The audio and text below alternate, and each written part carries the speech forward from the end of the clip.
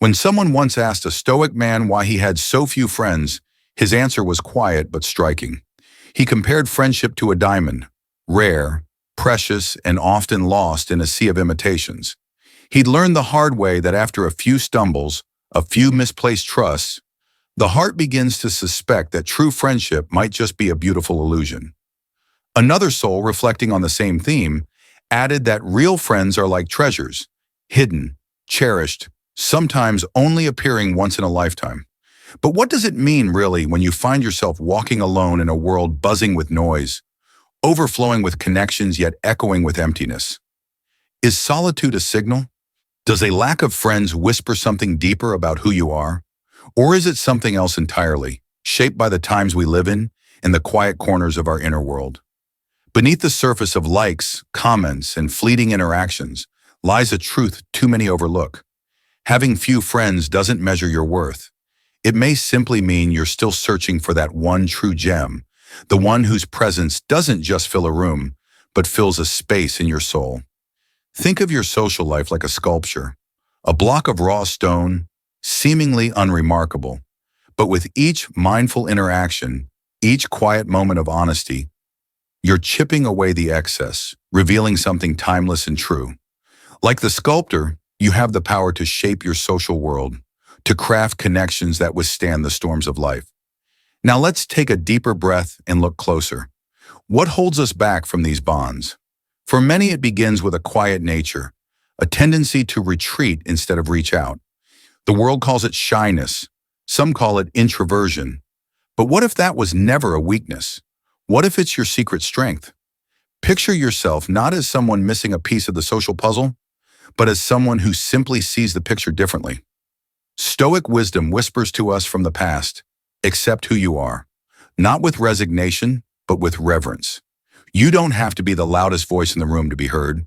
Your calm presence, your reflective silence, your thoughtful words, they hold weight. When you step into a room and feel that familiar tension, the eyes, the expectations, remember. What matters is not how you're seen, but how true you are to yourself. Speak not to impress, but to express. That shift changes everything. And understand this. Friendship isn't something to chase like a prize.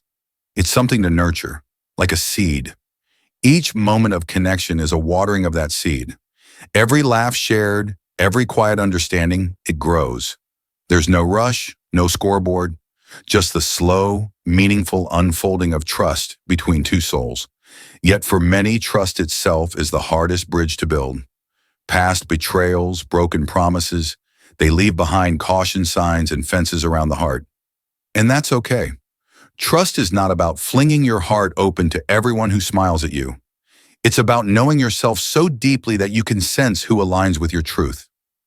Be like the tree that knows its roots, steadfast, grounded, unshaken by passing storms.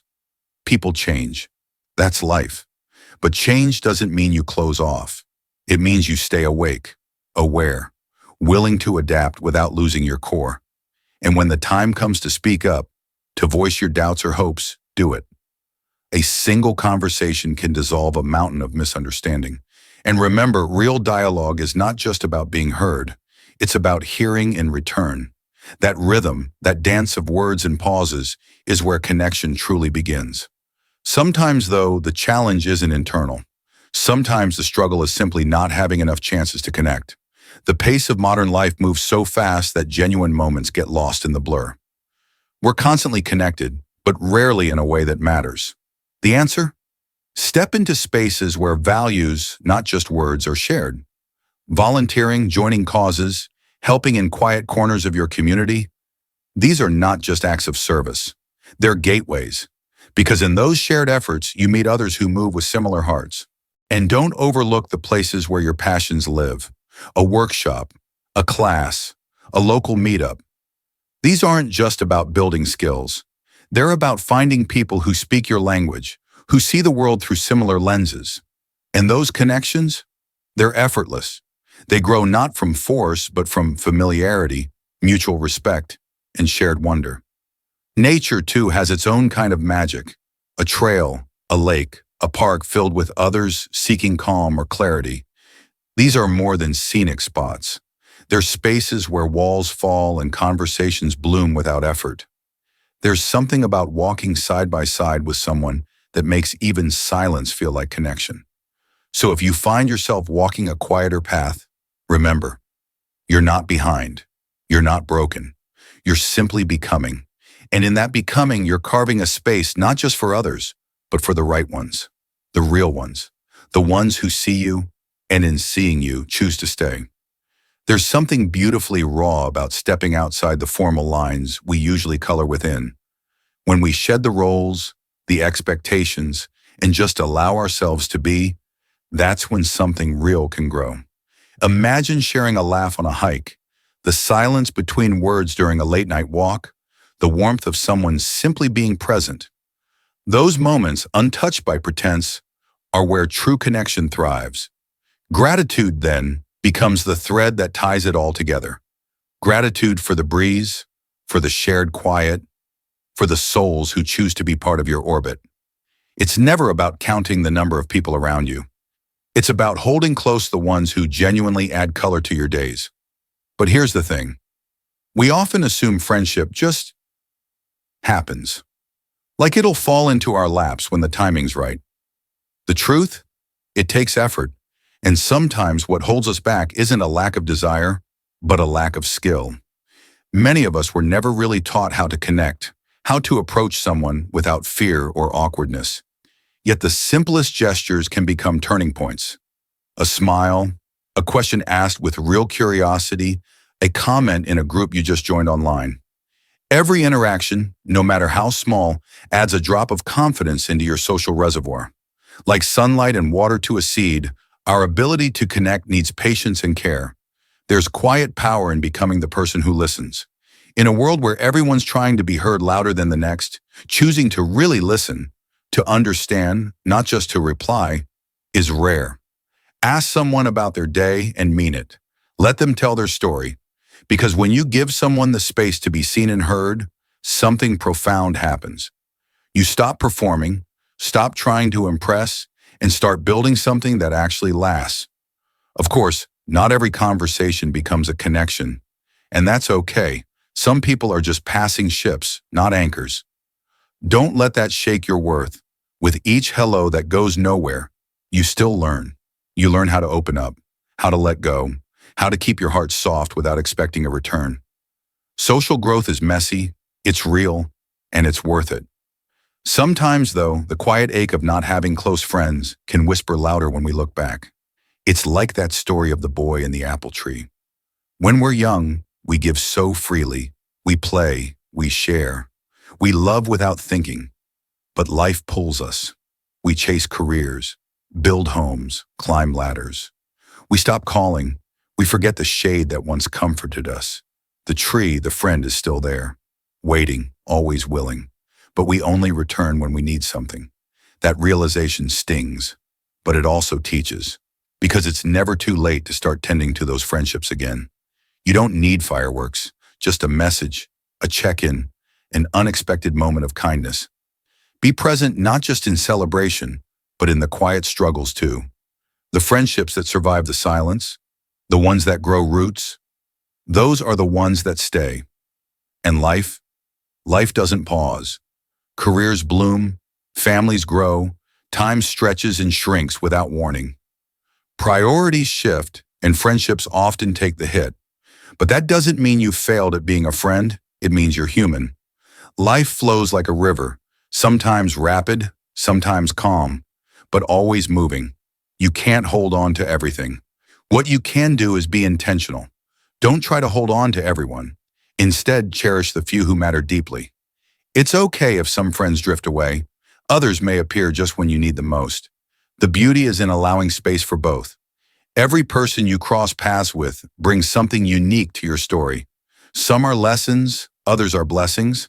Some may stay a chapter, some become the whole book. Honor each one. Be present. Choose depth over breadth. Let who you are becoming guide who walks beside you. And amidst all this, don't forget your own mind.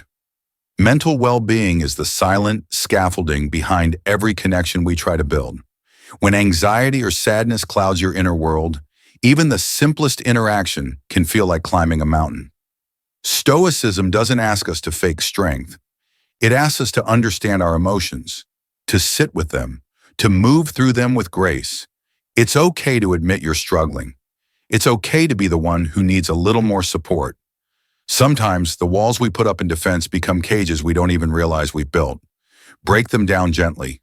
Let the light in, let people in, and know that you're not alone in that feeling. Behind the loudest laugh or the calmest voice might be someone fighting the same quiet battle as you. True connection starts there, in honesty, in effort, in vulnerability. And from that soil, the most beautiful friendships grow. Stoicism isn't about quoting philosophers while sipping coffee at a cafe. It's about taking real, actionable steps toward becoming a better version of yourself. The first step? Mindfulness. And no, that's not just a trendy buzzword. Being mindful means being fully present in the moment, especially in a world that's constantly demanding our attention. When you truly listen in a conversation, when you give someone your undivided attention, it's like giving them a rare gift. That's what builds lasting friendships, being there, truly, for the people in your life. Meditation isn't just for monks on mountaintops. It's for anyone who's juggling the chaos of daily life. Even just 10 minutes a day can change your brain, and in turn, how you approach your relationships. It sends a message to the world. You value clarity, you value calm. And in a world that feels like it's always moving at 1,000,000 miles per hour, tranquility is often misunderstood as something only for the wealthy or the privileged. But in reality, it's the foundation of all meaningful connections.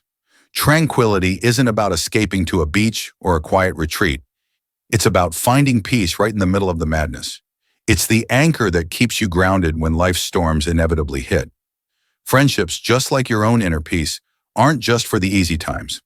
They become even more valuable when things go wrong. When you aim for inner calm, you become the person people turn to in their moments of need. Stoicism shows us that tranquility doesn't come from running away from emotions, but from understanding and managing them. It's not about being emotionless. It's about mastering how you react to them. The more you control that reaction, the more you become a steady, calming force in an unpredictable world. This is why people are naturally drawn to those who maintain a sense of calm. They gravitate toward individuals who show emotional intelligence and stability. And when you create that inner peace, you unknowingly create a space where friendships can truly thrive. Pursuing mental well-being isn't just about clearing your mind. It's about nurturing a garden where deep, meaningful connections can take root. In a world that moves at breakneck speed, we often end up on a solitary path. You might chase deadlines and work through to-do lists, but as the day ends, you look around, and the seat across from you at dinner remains empty. It's not that you're busy, it's that you're not prioritizing the things that matter most. Stoicism urges us to reflect on our choices. Are we filling our time with things that truly align with our values? Recognizing this is the first step toward making meaningful change. Your time is precious, and how you spend it will shape the life you lead. Picture your day like a sculptor working on a masterpiece. Each decision is like a chisel strike, carving out the perfect balance between responsibilities and relationships. It's not about stretching yourself thinner to fit more into your schedule, but about shaping your time intentionally, prioritizing what truly matters. When you spend time with the right people, the quality of those moments skyrockets, even if the quantity is smaller. This is the Stoic art of balance, not just dividing time equally, but aligning it with what makes your life truly fulfilling.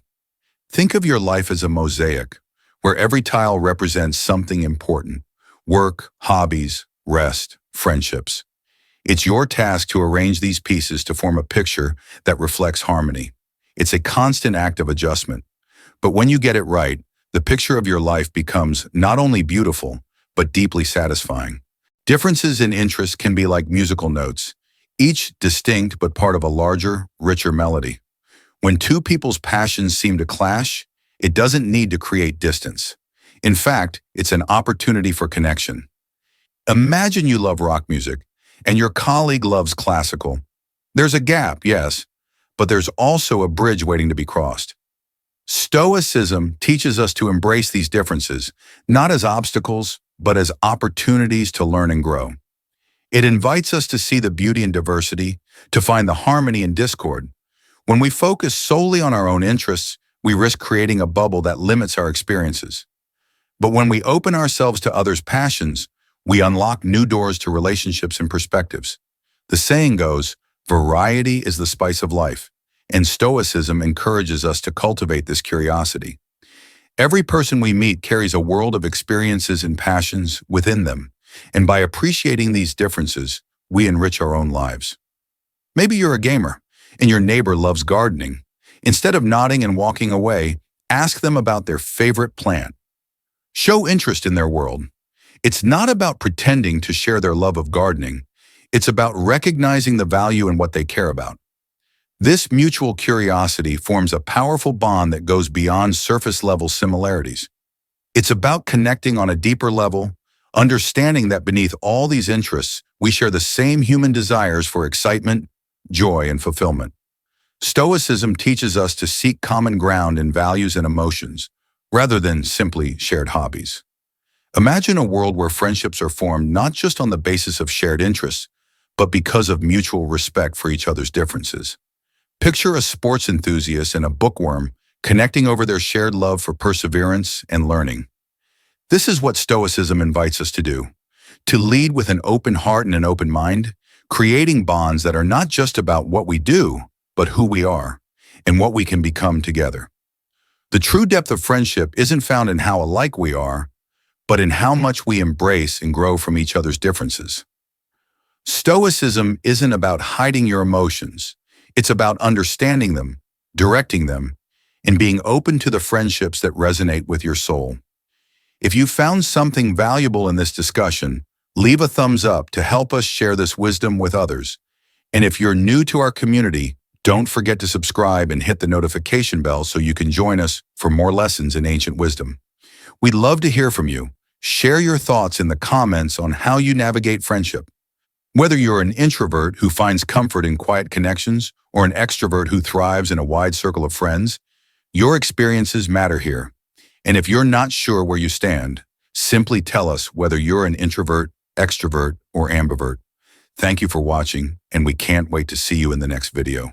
Until then, dive into more Stoic wisdom and keep nurturing those meaningful relationships.